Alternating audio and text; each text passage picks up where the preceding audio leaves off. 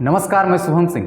आज के वीडियो में पढ़ेंगे जेएसएससी सीजीएल, उत्पाद सिपाही और झारखंड पुलिस के लिए जीके।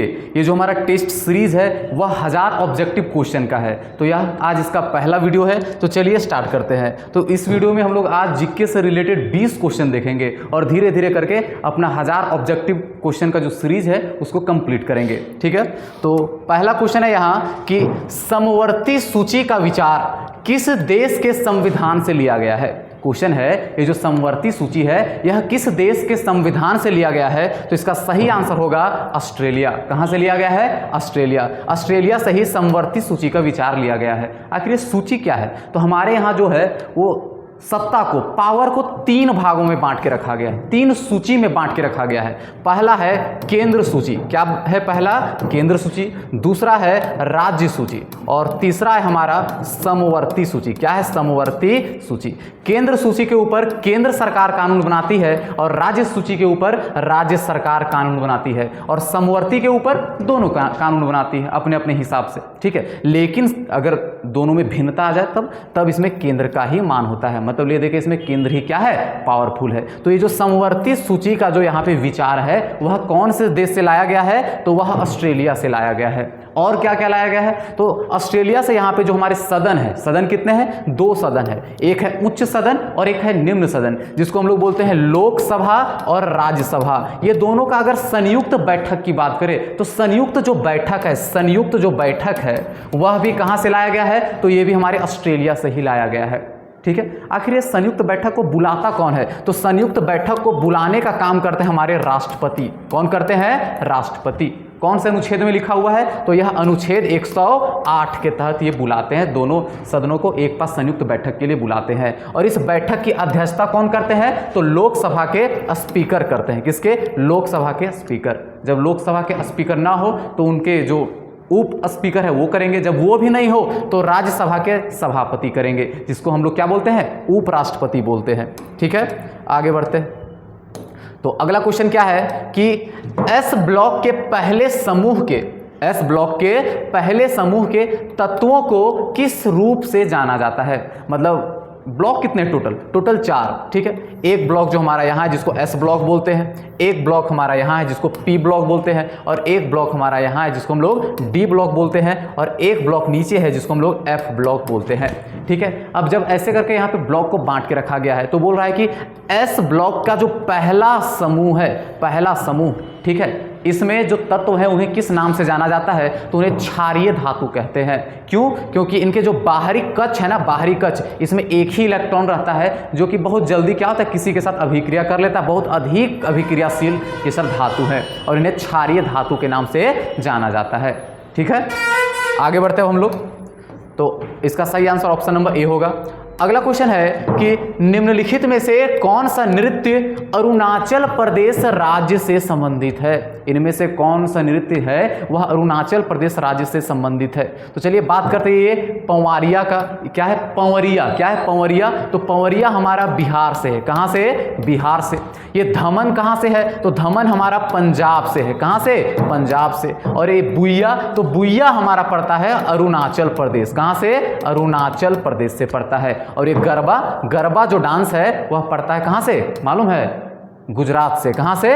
गुजरात से पड़ता है। ठीक है, तो देख लिए। तो इसका सही आंसर क्या होगा? बुइया हो जाएगा। ठीक, आगे बढ़ते। अगला क्वेश्चन है कि ऑपरेशन डुरंडल, क्या? ऑपरेशन डुरंडल के दौरान फ्रांस ने किस प्रकार के मिसाइल का सफलतापूर्वक परीक्षण किया? तो मतलब जो ऑपरेशन, ये जो डुरंडल है, इसको चलाया कौन था? फ्रांस चलाया था हाल फिलहाल में ही। और इसके तहत वह परमाणु क्रूज मिसाइल का परीक्षण करता है। ठीक है, अगर बात करें हम लोग फ्रांस की, तो फ्रांस की राजधानी कहाँ है? तो फ्रांस की राजधानी पेरिस है। कहाँ है? पेरिस। और इसका जो बोले तो करेंसी वो क्या है? तो यूरो है। क्या है? यूरो इसकी करेंसी है। ठीक है, आगे बढ़ते हैं। अगला क्वेश्चन इजी है क्या?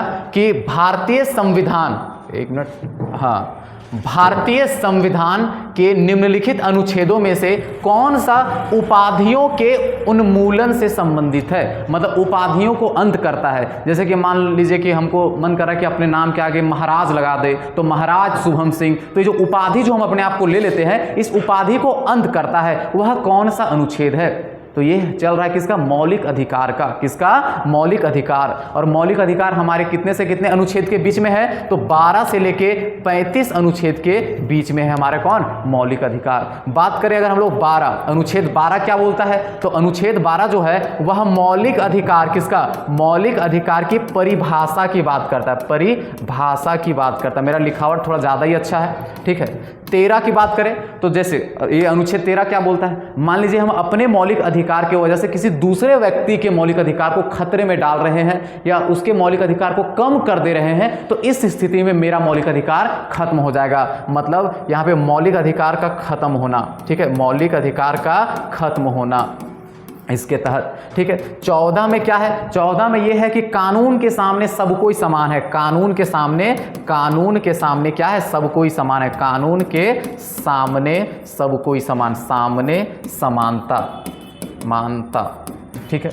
और 15 में क्या है? तो 15 में है जाति, लिंग के आधार पर कोई भेदभाव नहीं, कोई भेदभाव नहीं किया जाएगा, ठीक है। उसके बाद 16 में क्या है? तो 16 में है आरक्षण। क्या है? आरक्षण। जो हमारे समाज में कमजोर तबके के लोग हैं, जो कमजोर, जिनकी स्थिति कमजोर है, उनको आरक्षण देकर हमारे बराबर लाया जाता है। 17 में क्या है? तो 17 में पड़ता है हमारा अस्पृश्यता का अंत। क्या पड़ता है? अस्पृश्यता, मतलब छुआछूत। क्या? छुआछूत का अंत, छुआछूत का अंत पड़ता है। और 18 में जाके पड़ता है हमारा उपाधि का अंत। क्या पड़ता है? उपाधि का अंत होता है। तो क्वेश्चन क्या था कि हम किस अनुच्छेद के तहत उपाधियों का अंत होता है? तो अनुच्छेद 18। क्या क्या लिखे एक बार फिर से हम लोग देख लेते हैं। 12 में क्या है? मौलिक अधिकार की परिभाषा। 13 में क्या है कि हननीकरण, मतलब हमारी वजह से किसी और का मौलिक अधिकार खत्म हो रहा है, तो उस स्थिति में मेरा मौलिक अधिकार को रद्द कर दिया जाएगा। 14 में क्या है? कानून के सामने सब कोई समान रहेगा। 15 में क्या है कि जाति, लिंग, ये सब आदि के आधार पे कोई भेदभाव नहीं किया जाएगा। 16 में क्या है? सबको आरक्षण दिया जाएगा, लोक नियोजन दिया जाएगा यहाँ पे, ठीक है। 17 में क्या है? छुआछूत का अंत, किसी के साथ छुआछूत का भेदभाव नहीं करना है। और 18 में क्या है? उपाधियों का अंत, ठीक है। तो इसलिए इसका सही आंसर ऑप्शन नंबर बी हो जाएगा, ठीक है। आगे बढ़ते हैं। अगला क्वेश्चन क्या है कि निम्नलिखित में से किस खेल में बैक स्टिक पद का प्रयोग किया जाता है? बैक स्टिक, हॉकी देखे ना, हॉकी कैसे रहता है? हॉकी ऐसे ही ना रहता है, हॉकी। हाँ, तो ये जो हॉकी है, तो ये बैक स्टिक जो यहाँ पे खेल में, मतलब किस खेल में इस वर्ड का उपयोग किया जाता है? तो इसका सही आंसर होगा हॉकी। अभी होता क्या है? तो हॉकी का बात करें, जैसे वो मुड़ा होता है, आगे की ओर मुड़ा होता है, तो हमको हमेशा बॉल को इधर से ही मारना है। अगर हम लोग उसको पलट के मार देंगे, मतलब कहने का मतलब है एक साइड हॉकी जो है वो उठा रहता है, एक साइड नीचे प्लेन रहता है, तो हमेशा प्लेन को नीचे ही रखना है और उठे हुए भाग को ऊपर रखना है। नहीं तो अगर हम लोग अगर उल्टा करके अगर मारे ना हॉकी से, ठीक है, तो ये जो गेंद है वो उछलता है, ठीक है। और इसी को हम लोग यहाँ पे फॉल्स मानते हैं और उसका नाम पड़ता है बैक स्टिक। क्या पड़ता है? बैक स्टिक, जो कि हॉकी से रिलेटेड है, ठीक है। अगला क्वेश्चन कि यंग यूनिवर्सिटी रैंकिंग 2024 में कौन सा विश्वविद्यालय शीर्ष स्थान पर रहा? ये जो यंग यूनिवर्सिटी रैंकिंग 2024 आया है, इसका काम क्या है? तो आज से लगभग 50 वर्ष के दौरान जितने भी यूनिवर्सिटी की स्थापना हुई है उनका ये रैंक निकालता है। और उसमें से सबसे अव्वल नंबर पे, सबसे पहले नंबर पे कौन है? तो इसका सही आंसर होगा नानयांग टेक्नोलॉजिकल यूनिवर्सिटी, जो कि सिंगापुर में स्थित है, ठीक है। आगे बढ़ते हैं। अगला क्वेश्चन, 2011 की जनगणना के अनुसार भारत में निम्न में से सबसे कम आबादी वाला राज्य कौन सा है? सबसे कम आबादी वाला राज्य मालूम है? जिसकी जनसंख्या सबसे कम है? नहीं रे बाबू, इसका तो सही आंसर हो जाएगा सिक्किम। क्या हो जाएगा? सिक्किम। सिक्किम की जनसंख्या क्या है? सबसे कम है। तो सबसे अधिक जनसंख्या किसका है? तो सबसे अधिक जनसंख्या पे आ जाता है हमारा यूपी आ जाता है। क्या आ जाता है? यूपी आ जाता है। यूपी के बाद क्या आ जाता है हमारा? बताओ। हाँ यूपी के बाद आ जाता है हमारा महाराष्ट्र आ जाता है, ठीक है। महाराष्ट्र हो गया, फिर बिहार हो गया, फिर वेस्ट बंगाल हो गया। तो ये सब हमारा जो है जनसंख्या के आधार पे सबसे पहले नंबर पे है। और सबसे कम जनसंख्या के आधार पे हमारा कौन? सिक्किम। उसके बाद आता है मिजोरम, ठीक है। आगे बढ़ते हैं। अगला क्वेश्चन क्या है कि शंभू महाराज निम्नलिखित में से किस नृत्य शैली से जुड़े हुए हैं? ये जो शंभू महाराज है, क्वेश्चन नंबर कौन सा? 9th है। ये जो शंभू महाराज वो कौन से नृत्य शैली से जुड़े हुए हैं? तो इसका सही आंसर हो जाएगा कथक। वो किससे जुड़े हुए हैं? कथक से जुड़े हुए। शंभू महाराज जी जो है वह यूपी के हैं। अब कैसे बोल दे यूपी के? क्योंकि ये कथक जो है या कथक नृत्य ही यूपी का है, ठीक है। और ये कौन से घराने से लिंक करते हैं? तो ये लखनऊ घराने से, लखनऊ घराने से यह लिंक करते हैं। संबंध इनका लखनऊ घराने से है, ठीक है। अगर हम लोग कथकली की बात करें, किसकी बात करें? कथकली की बात करें तो ये कौन से राज्य का नृत्य है? तो यह केरल का है। किसका है? केरल का है, ठीक है।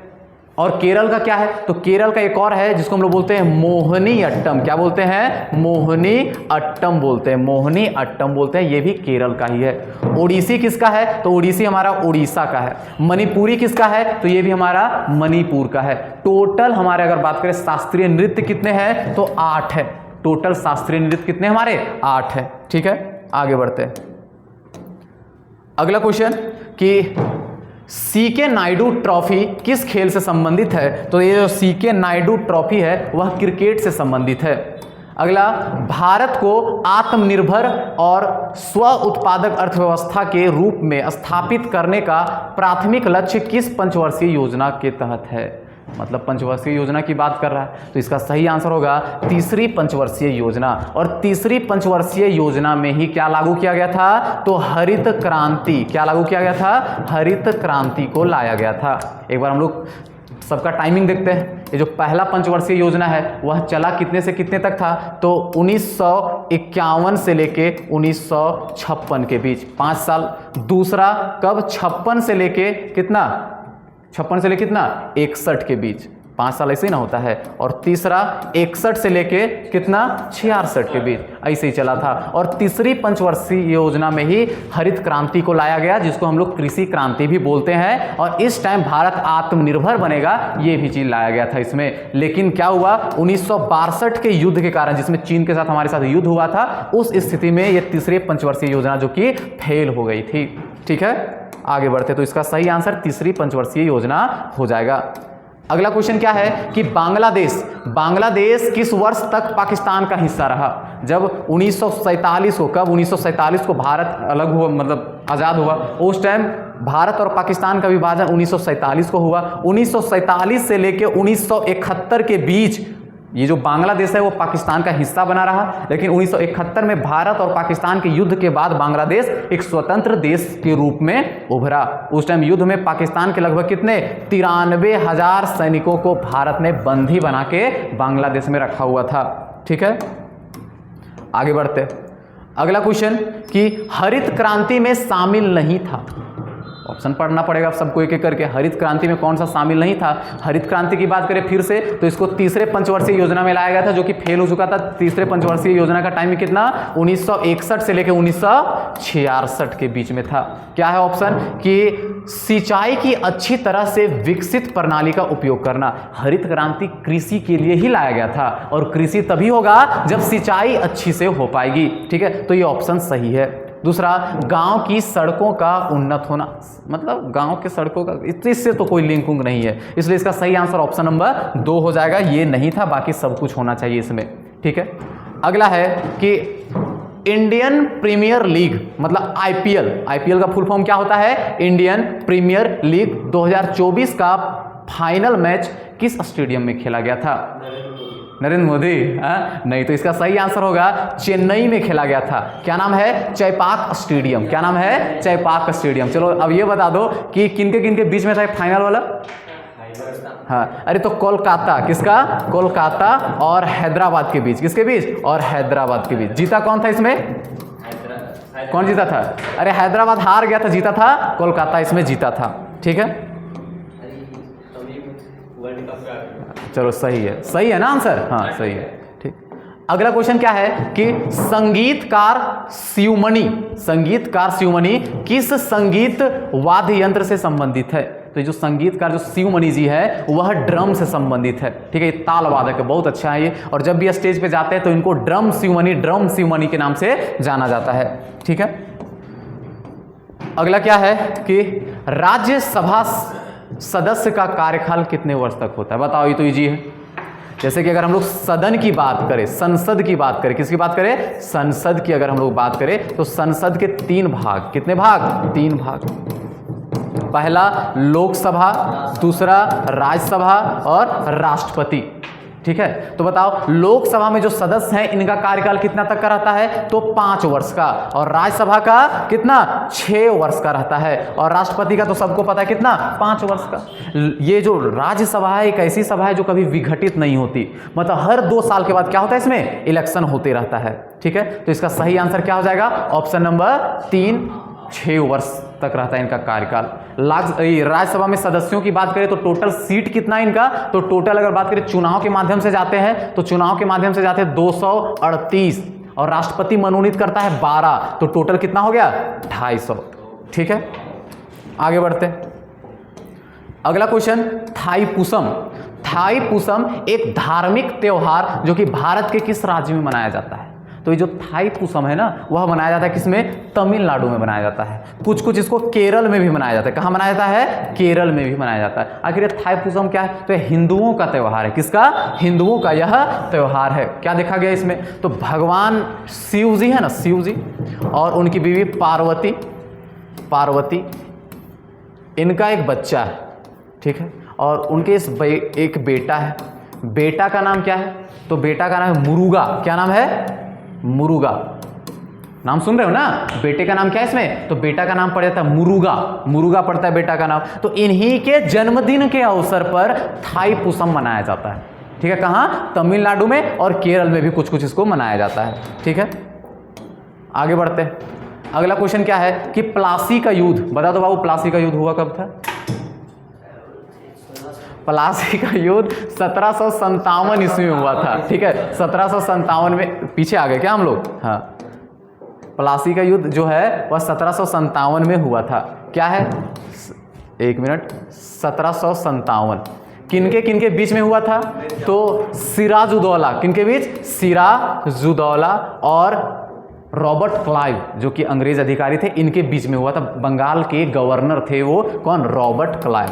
ठीक है, रॉबर्ट क्लाइव इनके बीच और इनके बीच हुआ था, जिसमें मीर जाफर उनका सेनापति था, जो कि किनका सेनापति था? सिराजुद्दौला का सेनापति था। और सिराजुद्दौला कौन थे? तो बंगाल के नवाब थे। ठीक है, ये इनको हरा देते हैं, मतलब धोखाधड़ी करता है इन्हीं का सेनापति। धोखाधड़ी कौन? मीर जाफर इनके साथ धोखाधड़ी करता है और ये क्या होते हैं? युद्ध में हार जाते हैं। ठीक है, सिराजुद्दौला जी हार जाते हैं, जीतते हैं कौन? रॉबर्ट क्लाइव, मतलब ईस्ट इंडिया कंपनी जीत जाती है। और जीतने के बाद मीर जाफर को क्या करती है? उनको वहाँ का बंगाल का नवाब बना देती है। ईस्ट इंडिया कंपनी ही उनको बनाई थी, इसलिए वो कठपुतली के जैसा काम कर रहे थे। ठीक है, अब कठपुतली के काम कर रहे थे तो मतलब वही, मतलब कुछ वैसा काम के वो नहीं बने थे। तो इसका सही आंसर क्या होगा? मीर जाफर होगा। सॉरी, इसमें मीर कासिम कर दिए, इसका सही आंसर मीर जाफर होगा। ठीक है, अगला क्वेश्चन क्या है कि अंतर्राष्ट्रीय अहिंसा दिवस कब मनाया जाता है? अहिंसा को कौन फैला रहे थे? तो हमारे गांधी जी ना। तो बताओ गांधी दिवस कब मनाया जाता है?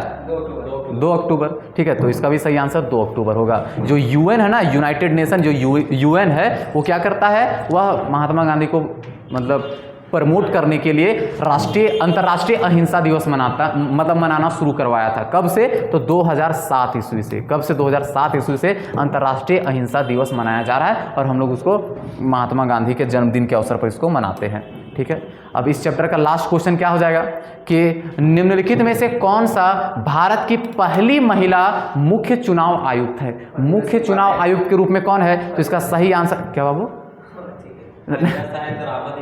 इसका सही आंसर होगा रमा देवी। कौन? रमा देवी। ठीक है, रमा देवी की बात करें ना तो ये कर्नाटक, किसका? कर्नाटक, लिख नहीं पा रहे हम, कर्नाटक राज्य की पहली राज्यपाल भी है। क्या? राज्यपाल। याद रखोगे, रमा देवी जो है वह कर्नाटक राज्य की क्या है? पहली राज्यपाल भी है और वह पहली भारत की चुनाव आयुक्त महिला के रूप में वो काम कर चुकी है। ठीक है, अभी ध्यान में नहीं है, अगला देखोगे तो क्वेश्चन हो जाता है ख़त्म। अगर आप लोग उत्पाद सिपाही का फॉर्म भरे हुए हैं और उसमें आपका पेपर 2 हिंदी है, पेपर 2 क्या है, हिंदी है, तो उसके लिए हमारे ऐप जो कि आरपी करियर क्लासेस जो कि प्ले स्टोर पे उपलब्ध है, उसमें आपको पेपर 2 का कंप्लीट सिलेबस करवाया जाएगा, जिसमें आपको notes, live classes, recorded videos और 100+ मॉक टेस्ट दिए जाएंगे, ठीक है। और इसका चार्ज 199 रुपये है। अगर वही आपका पेपर 2 में हिंदी ना रह करके क्या है, खोरठा है, तो उसका चार्ज ज़्यादा है, कितना, 299 रुपये उसका चार्ज पड़ता है, ठीक है। अगर आप लोग झारखंड पुलिस से हैं, ठीक है, झारखंड पुलिस का फॉर्म भरे हुए हो, तो उसमें पेपर 1 और पेपर 2 का कंप्लीट सिलेबस करवाया जा रहा है, ठीक है। और साथ में आपको 20+ फुल प्रैक्टिस सेट दिए जा रहे हैं ताकि आपका अच्छे नंबर आ सके, ठीक है। और इसका चार्ज भी कितना है, तो 299 रुपये है, ठीक है। एक और आया है अबर जो कि टेस्ट सीरीज है। इस टेस्ट सीरीज में 10 फुल प्रैक्टिस सेट दिए जा रहे हैं, ठीक है। और इसका चार्ज मात्र कितना है, तो 49 रुपये है। किसके लिए है, JSSC CGL के लिए है, जिसमें पेपर 2 खोरठा का ये टेस्ट सीरीज है, जिसमें 10 प्रैक्टिस सेट मिलेंगे और इसका चार्ज मात्र 49 रुपये है, ठीक है। तो अभी के लिए इतना ही, अब मिलेंगे फिर हम लोग अगले वीडियो में।